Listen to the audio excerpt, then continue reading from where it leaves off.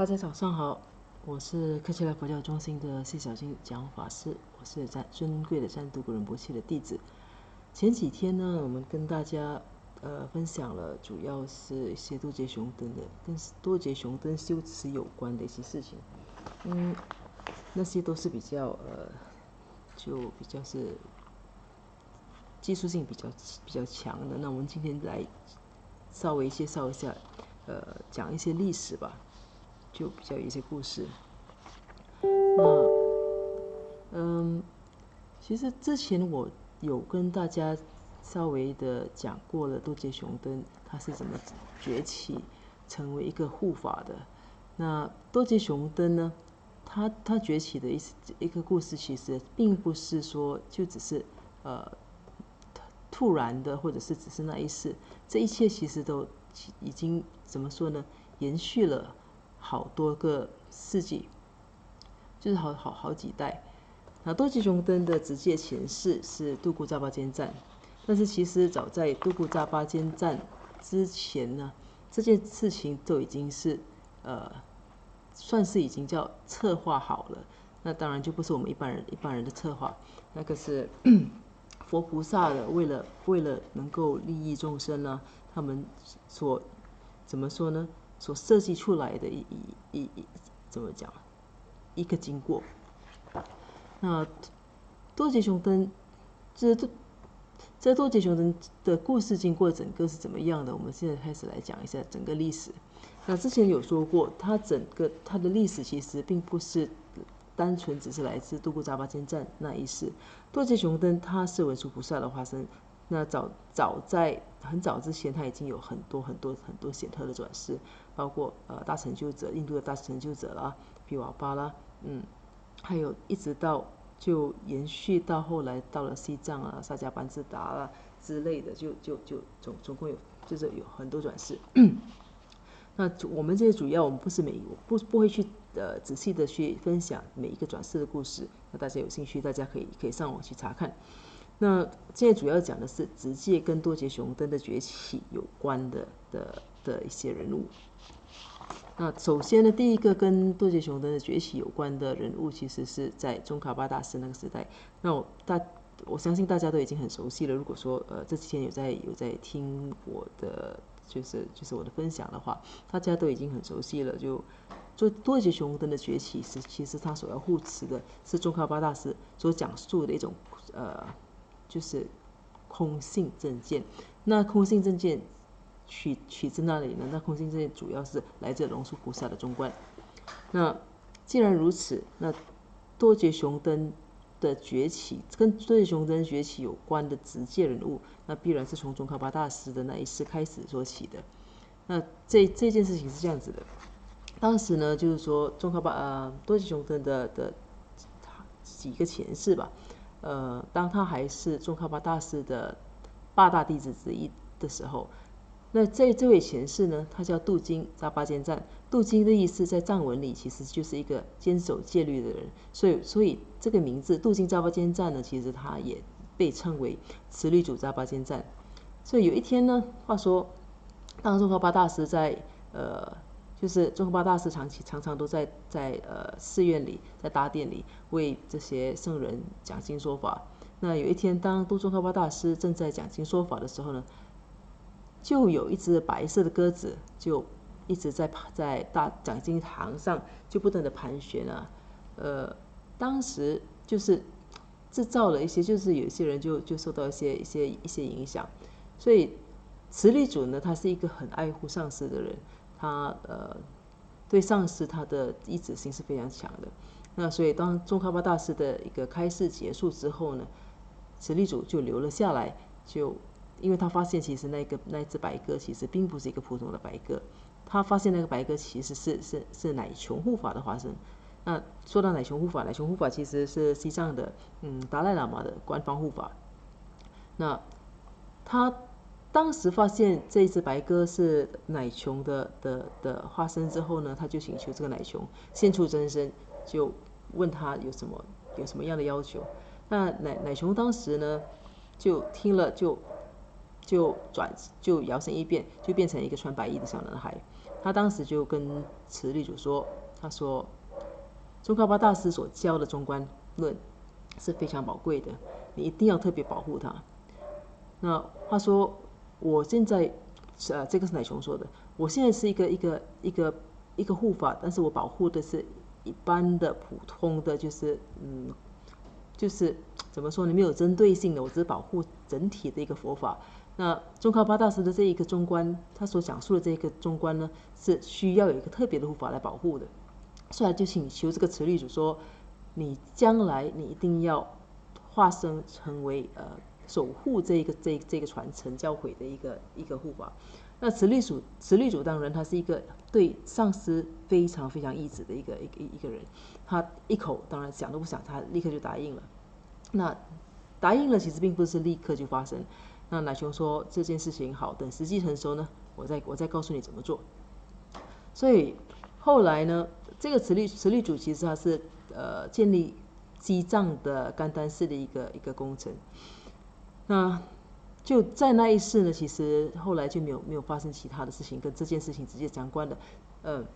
那再接下来呢，在接下来的转世呢，也没有发生相关的事情。他后来有转世成为班禅索南扎巴，也是很著名的一个大师，也没有发生什么事情。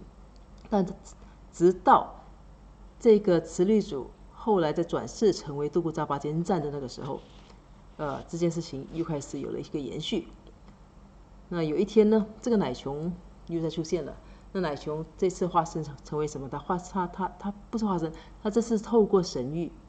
神谕就是一个媒介，他透过神谕呢，就接见了这个杜古扎巴坚赞。那他说：“哎，你记得你当时以前答应过要做的事情。”那杜古扎巴坚赞在那时候，他突然间，他当时一时就想不起他曾经说过什么。因为毕竟是好几世之前的。那乃琼说不要紧，那我给你几颗米，那是乃琼加持过的米。所以当这个杜古扎巴坚赞呢，他吞下了这个乃琼加持过的米之后呢，就很清楚的记起他曾经答应过的做过的一些誓言，他也想要去完成它。所以这个就是他大概当时他怎么记起的事情，他经过。但是其实这里有一个问题，因为他答应的杜古扎巴坚赞，他答应成为护法，他是要崛起成为一个这样的一种愤怒护法。多杰雄登是一个愤怒护法嘛，他要崛起成为这样子的愤怒护法，其实是有点困难的。那当时乃琼呢，就说：“哎，你不要担心你不需要担心这方面的事情。”他说：“我会策划，我做一个完美的策划，让你顺利成为这么一位愤怒护法。”他说那时候是时间到了，你就会成为护法了。所以这个东西就怎么说呢？就接下去就引发了后来的一些事情。那我们讲到这里呢，还是要话说回来，再重新跟大家说一下这个，因为背景故事是有助于我们了解整个事情经过的。这个杜古扎巴坚赞呢，他当时他其实是一个非常非常著名的，他非常显赫的一个人物，在当时。那他在那一个时期呢，当时他跟五世达赖喇嘛，大家都知道，其实达赖尊者吧，他到了这一世是第14世。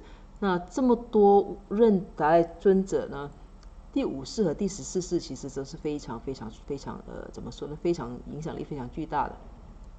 那当时这个杜古扎巴坚赞呢，他跟5世达赖尊者是同时期的，不只是同时期，他们还是同门师兄弟，还是同一个老师的座下的弟子，也就是真的是就是师兄弟。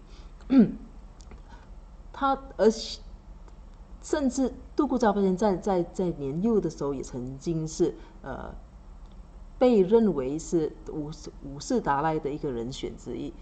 就是说，他们当时实际上选就是达赖喇嘛或者是那些高僧啊，他们转世回来都是要通过灵通的一个筛选的。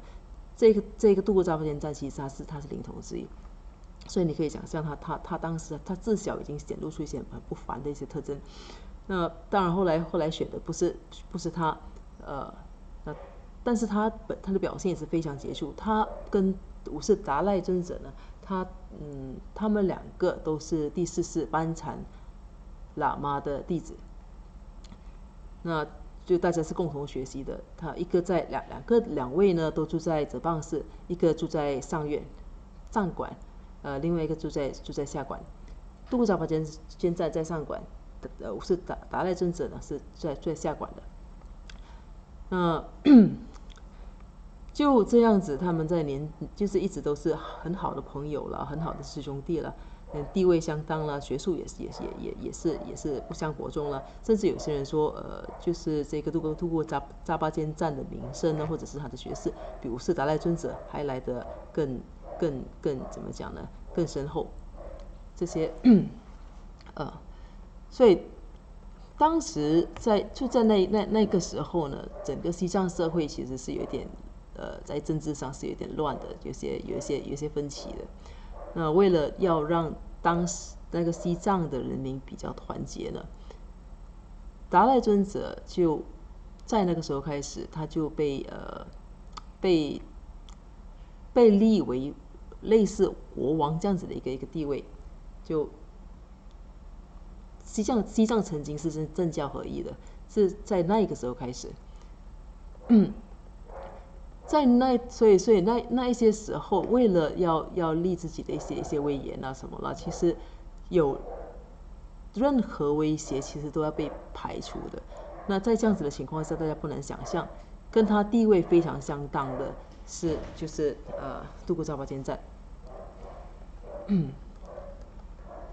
这样子的武士达赖尊者当然是不会太在意这件事情，因为他毕竟本身他是一个转世的，他是一位非常显赫的一个高僧嘛，是修行非常正量非常高的一个高僧。那在意的其实都是些底下的随从啊弟子啊。所以武士达赖尊者的随从呢弟子，他们十分担心，说这个度过扎巴坚战名声那么响啊，影响力那么大啦，常常来找他的，就是求见他的人，想向他学习的人那么多啊，会不会影响到武士达赖尊者的一个在西藏佛教或者是在西藏人民心中的一种地位？为了保护自己的这武士达赖尊者的这些随从呢，他们为了保护达赖尊者呢，就偷偷的在达赖尊者不知情的情况下，就策划去谋害度过扎巴坚战。这里面呢，其实涉及这件事情的其实有武士达赖尊者的他的摄政索南诺登，还有他的另一个弟子叫诺布，他们其实他们好几次都策划来谋杀这个度过扎巴坚战。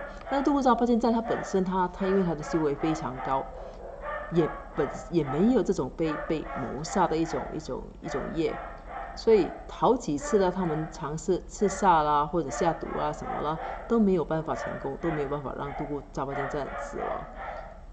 所以这样子的情况，甚至还有，其实有些人，如果你们留意到，就是多杰雄登法像身上有一些他的佛像身上会有手臂上啊，身上会有一些眼睛。其实这个其实背后有一些故事，其实代表着当时武士达赖尊者的弟子尝试去刺杀他的时候，他们拿起的刀刺到度过扎巴坚的身体上的时候，那些地方不但没有真正的受伤，反而都化为眼睛盯着他们看。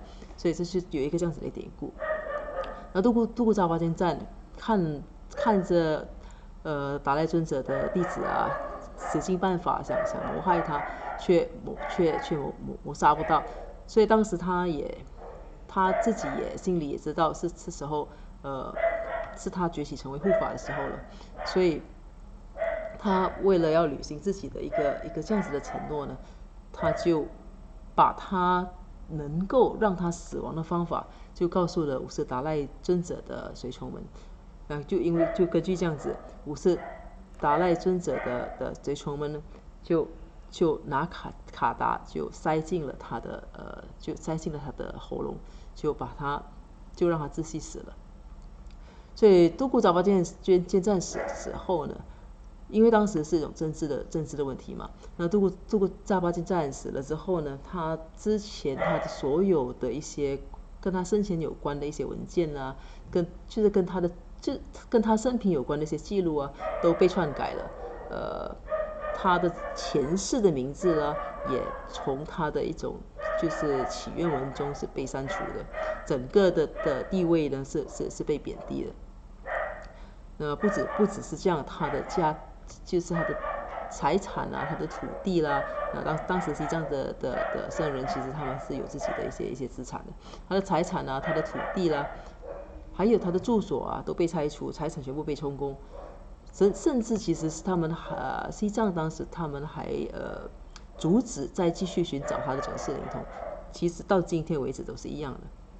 所以这些东西其实并不是怎么说，这些东西在五世达赖尊者的一些传记上面其实都有记载。那都古扎巴坚赞死了之后，就是圆寂之后，他后来怎么崛起成为护法呢？就在他死亡的那一刻，他其实他知道嘛，他在死亡的那一刻，他心里升起了少少的怒气，所以他心里开始升起一点怒气之后呢，他就化身了。因为其实要成为愤怒护法，他需要一点点的怒气，但是因为都古扎巴坚赞本身本身是他的德行是非常高，是没有办法生气的，所以就在那时候在被谋杀的那一刻，他有升起了少少的怒气，所以在那个时候他就化身起，身上就发出了很多的一个红光彩虹了，就崛起了，就化身了成为多杰雄德护法。在他的葬礼上，其实我们知火葬仪式，也就是土坯。在葬礼上呢，人们尝试去燃烧他的怎么讲他的遗体，但是其实那个火堆啊，一次又一次的怎么烧都烧不起来，就是大家用尽了各种方法，就怎么也没有办法点燃。那当时五世达赖尊者他听到了这件事情呢，就觉得很奇怪，因为觉得事情不是那么简单。那进一步检查过后呢，他就向他的弟子啊、随从啊去查清一个，就是怎么讲去审问吧。那才发现其实原来他自己本身他很亲爱的同门师兄弟，其实是给自己的弟子、给自己的随从谋杀死的。那知道这件事情过后，他非常的惊讶，就也非常难过，所以就写了一篇祈愿文，就表示他的歉意，并在这个葬礼上就念了出来。所以当他念完这个葬礼过后呢，那个柴堆啊才开始燃烧起来。而且当时他柴堆一烧起来过后呢，就一股浓烟呢就升起来啊，那浓烟立刻变成一只大的黑色的手印，就笼罩整个拉萨城。那就在那一段期间呢，而且当时也发生了地震，就在那段期间呢，整个拉萨城算是受到了严重的一些干扰啊，很多农作物死亡了，家畜也死亡了，天气也发生改变了。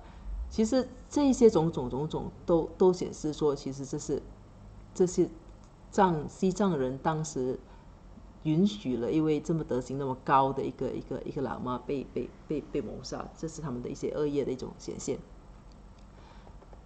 所以很多人呢看到这件事情过后，他们当然也不会去也不认为是自己错还是怎么样的，他们反而去担心说，都古扎巴坚镇会不会化身成为一些愤怒的邪灵。为了避免这件事情，大家就开始举办法会啦，想要去镇压这个就是这个刚刚死去的一个都古扎巴坚赞的灵。那但是不管怎么样，他们进行了多大的法会，其实所有的一些努力都是白费的，因为当时这个多杰雄登就是度过扎巴先生早就已经崛起成为一个护法，而且还是一个正务的护法。所以在这样子，教瓦仁波切他正式的写了一个为了这件事情吧，其实教瓦仁波切正式的写了一篇祈祷文。他不只是如此，他也在后来吧，他也在度过扎巴先生图批的地方设了一个多杰雄登护法圣殿，就是在拉萨，今天还存在那个护法殿。如果大家有机会去西藏拉萨旅游的话，可以去看一下，那个地方叫布丹康萨护法殿。那这个经过呢，大概是这个样子。那多杰雄登但是这只是到了那个图批的时候，当然过程还有很多很精彩的，比如说机甲护法的出现了，就是金甲玉护法出现了，还包括那个怎么说那个谁还有他们邀请了那个其他的派别的高僧啊，企图来收服这个多杰雄登护法啦，其实都是不成功的。那多杰雄登护法呢，他就是在那个仪式结束过后呢，他的心识去了那里了。他当时第一个想起的，其实原本他第一个要去的其实是他上师。其实所有的怎么说，如果你明白你熟悉藏传佛教的话，你就知道上师其实是非常重要的。所以当时他第一件事情他想起的，他就是想去找他的上师。但是由于时间当时不是那么的恰当，就是机缘还不成熟，他的上司是班禅喇嘛嘛。那班禅喇嘛的寺院，他所住系的地方是扎什伦布寺。那他当时前往把扎什伦布寺的时候，却给毗沙门天王啦的就是几个，就他们就整个围成一圈了，就让他暂时没有办法进去。就在那时候呢，这个多杰雄登护法就想起了他的前世曾经是叫萨迦班智达的。萨迦班智达这是更早之前的，这个是在慈律祖之前的故事。萨迦班智达是萨迦派的五祖之一，就是创立萨迦派的五个主要人物之一。那所以他在没有办法进入这个扎什伦布之后呢，他立刻动身呢，就前往萨迦派去。所以多杰雄登的这个怎么说呢？多杰雄登被奉为护法，其实最初并不是在格鲁派，而是在萨迦派。萨迦派的当时的主要的法王啦，他怎么说？多杰雄登出现在他面前过后，他立刻就认出了多杰雄登的他的体性是什么，所以他也答应就奉他为一个护法。甚至是其实甚至是后来他们自己本身也就写了祈愿文。那后来好几位，有2位萨迦的法王呢，也本身也是多杰雄登的转世。其实这个大概是一个简单介绍一下多杰雄登崛起的一个经过，就包括就是他为什么会崛起成为愤怒护法啦，是跟他之前所立下的一个誓愿有关呢。那他为什么他如何崛起成为这是一个愤怒护法啦？这跟他被谋杀有关系。那他跟武士就是跟达赖尊者的渊源啦，是怎么牵扯的啦？其实早在很多世之前都已经有了。到为什么就在多杰雄登的这祈请文里，我们还会提到萨迦莫雄士，因为这是其中一个我们要引请他来的就是他的来源之一。那萨迦莫雄士就是因为他最初他第一个被奉为护法，其实是在萨迦寺，就是在萨迦派。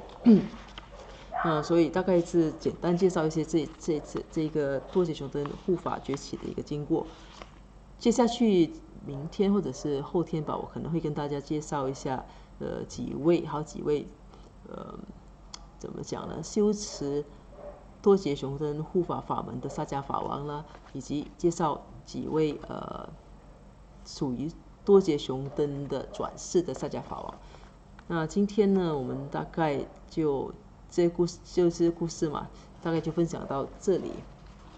大家如果有什么问题的话，其实可以就在 Facebook 上面发问。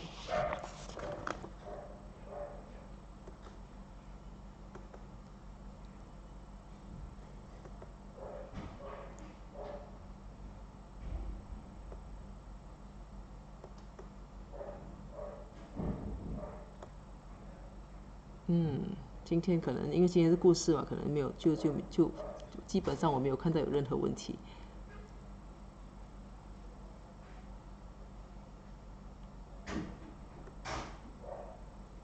哦，有一个一因九，为什么多杰雄登是最适合现代人修的护法？这个跟今天的这个分享其实没有太直接的关系。不过，其实这是一个很好的一个问题。多杰雄登为什么是最适合现代人修的护法呢？其实主要其实是我们看看多杰雄登，之前我们介绍过多杰雄登的一些它的作用吧。那多杰雄登作用是什么？它主要是就是去满足我们的愿望，满足我们各方面的需要啊，金钱上的啦，健康上的啦，保护我们这方面的啦，给我们提供各种顺缘的啦。那现代人你要他去修法，其实是很难的，他们没有这种信心。现在的物质的诱惑也太大了，所以这样子的一个护法的崛起呢，其实是让人怎么说呢？透过自己的愿望被满足了，所以才甘愿去学习。其实这是一个很善巧的一种做法，而且多杰雄登它的速度非常快，就符合现代人的一种很快速的一个节奏。所以这个是针对这个研究的问题的一个解答。还有什么问题吗？我再看。那我想可能今天的问题不多。那我的分享呢就到这里结束，我们明天再见。那在结束之前呢，我们就跟每天的往常一样，我们做一个圆满回向。如宝珍贵菩提心，未生出者愿生出，已生出之菩提愿岂不退转倍增长？如宝珍贵之空性，未生出者愿生出，已生出之空性宝岂不退转倍增长？愿以此修于一切功德，利益所有众生诸法弘，显明至尊善慧名称师，所示佛法心要诸圣教。唯愿世世不离真上师，唯愿随时享有圣正法，并于地道功德圆满后，迅速证得金刚持果位。愿我趁此善根力，速即成就上师佛，一切众生尽无余，悉灵安置师佛地。愿于弘扬中喀巴法王正法理则记，直系障碍之征兆，一切顺缘悉圆满。我及他人之三世，一子相属二之矣。祈愿善慧名声佛，教法永驻圣增长。愿昼吉祥，夜吉祥，昼夜60恒吉祥，一切四周皆吉祥。唯愿三宝长寿寿。至尊上师身受永稳固，妙善法业普及遍十方，善慧教法聚光照三域，众生未尽其请恒常住。好，谢谢大家，明天见。